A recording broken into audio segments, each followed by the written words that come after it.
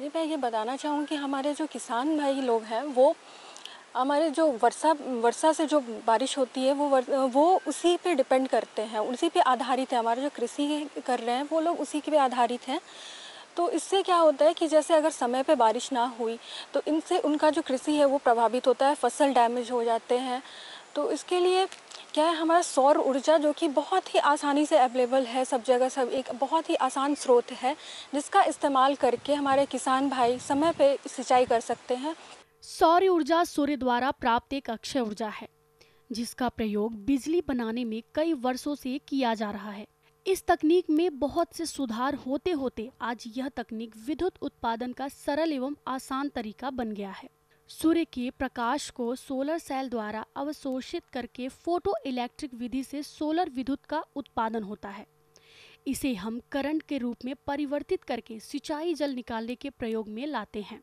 सूर्य से विद्युत उत्पादन हेतु एक मोटर, एक सोलर पैनल तथा एक दिखाई जा रहे निर्माण ढांचे की जरूरत होती है। सोलर सेल जो कि सिलिकॉन नामक धातु से बनाया जाता है। इसके ऊपर सूर्य की किरणें जितनी ज्यादा पड़ती हैं उतना ही ज्यादा विद्युत का उत्पादन होता है। उसके बाद मैं इन चीज़ों में बताना चाहूँगी कि इसमें कुछ कुछ आपको कुछ इसके पुर्जे लगते हैं, जैसे कि इसमें सोलर पैनल होता है, इसमें एक बैटरी चाहिए होता है, उसके बाद इसमें एक कन्वर्टर लगा होता है जो कि हमारा सौर ऊर्जा को हमारा विद्युत ऊर्जा में बदलता है। और फिर एक ये हो गई, 3-4 मेजर कंपोनेंट्स है, एक बैटरी लगा। तो ये जो है कुछ कुछ मेजर कंपोनेंट्स है जिसमें आपको लगभग मैं बताना चाहूँगी कि इसके जो खर्च है वो आपको डिपेंड करता है कि आप कितने एचपी का भी मोटर लगा रहे हैं। इसमें आपको एचपी आपको मिलेंगे 1 HP, 2 HP, 3 HP, 5 HP, 7.5 HP, 10 HP, ऐसे ऐसे आपको पंप मिलेंगे। तो और ज़्यादा से ज़्यादा आपको 50 एचपी तक के आपको पंप मिल सकते हैं।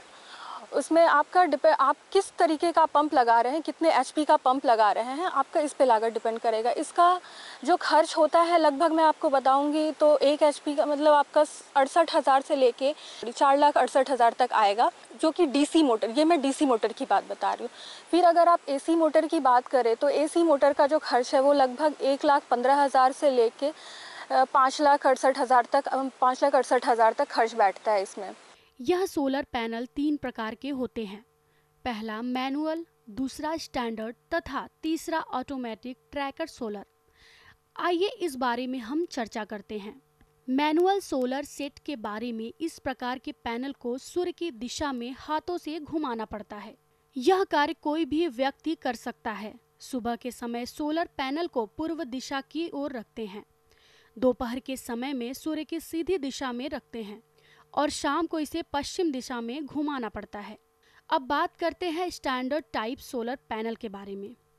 यह एक स्थायी संरचना होती है, इसे विभिन्न दिशाओं में घुमाने की आवश्यकता नहीं पड़ती। इसके पैनल को दक्षिण दिशा की ओर स्थायी तौर पर लगा दिया जाता है। यह सुबह के समय थोड़ी देर से कार्य करना प्रारंभ करता है, इसलिए इसमें एक संस्करण आया है जिसे ऑटोमेटिक ट्रैकर सोलर पैनल कहा जाता है। यह ऑटोमेटिक ट्रैकर अपने आप ही सूर्य जिधर रहता है उस दिशा में घूम जाता है। स्टैंडर्ड टाइप सोलर पैनल की तुलना में 20 से 30% ज्यादा कार्य करने की क्षमता होती है। यह संयंत्र सुबह 8 बजे से ही कार्य करना शुरू कर देता है। उसके बाद बात करूं तो फिर इसमें आपका जो मेंटेनेंस है, इसमें जो आपको मेंटेनेंस भी इसमें बहुत कम लगता है। इसमें आपको बस कुछ नहीं करना है, इसमें आपको बस आपको जो सोलर पैनल है जहाँ पे आप लगाए हैं वहाँ पे आपको एक स्प्रिंकलर लगाना है, जो कि आपको हर लगभग 15 दिन पे, जो अगर उन पे पैनल्स पे धूल जम जाए तो आपको उससे बस हटा के साफ़ करना है 15 दिन के अंदर। और इसमें आपको फिर बाकी कोई मेंटेनेंस नहीं चाहिए। तो उनके आप लगभग सुबह 9 बजे से लेके आप शाम के 5 बजे तक लगातार आप इसमें सिंचाई कर सकते हैं अपने खेतों में। उसके बाद फिर अगर हम कई जगह हम डीजल इंजन इस्तेमाल करते हैं कि हाँ मोटर चलाने के लिए, तो उसमें आपका जो वातावरण हमारा बहुत प्रदूषित होता है। तो हमारी भारत सरकार आजकल मौसम अनुकूल खेती पे भी बहुत ध्यान दे रही है। तो उनका ये कहना है कि कृषि से जो भी हमारा पॉल्यूशन हो रहा है तो वो हमारा इन्वायरमेंट को डैमेज ना करे, तो और मौसम अनुकूल खेती होनी चाहिए। तो इससे ये भी होता है कि हम अगर डीजल से इस्तेमाल नहीं कर रहे हैं, हम सिंचाई नहीं कर रहे हैं, उसका इस्तेमाल नहीं कर रहे हैं, तो आप ये सौर ऊर्जा का इस्तेमाल करके आपका जो वातावरण है वो भी प्रदूषित नहीं होगा। एवं इससे क्या होगा कि अगर आप बिजली इस्तेमाल नहीं कर रहे हैं, डीजल इस्तेमाल नहीं कर रहे हैं, तो आपको किसानों को जो है खर्च भी थोड़ा कम आता है इसमें।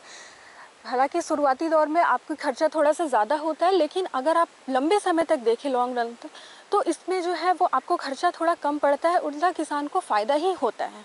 इसमें आप किसान भाई ये भी सोच रहे होंगे कि अब इसका अनुदान कैसे ले, क्योंकि ये बहुत महंगा है, तो इसके लिए आपको हर किसान ये इतना अफोर्ड नहीं कर पाएगा। तो ऐसे में आपको गवर्नमेंट सब्सिडी देती है। तो सब्सिडी आपको दो जगह से आप मिल सकता है। एक तो आपको भारत सरकार देती है, जो कि पीएम कुसुम योजना के तहत देती है। इसमें आपको 90% योगदान मिलता है, आपको सब्सिडी मिलता है भारत सरकार की तरफ से। दूसरा हो गया हमारा जो राज्य सरकार है, राज्य सरकार भी एक योजना के तहत देती है, बिहार सौर ऊर्जा क्रांति योजना, बिहार सौर क्रांति योजना के तहत आपको देती है। इसमें आपको बिहार सरकार से आपको 75% अनुदान मिलता है।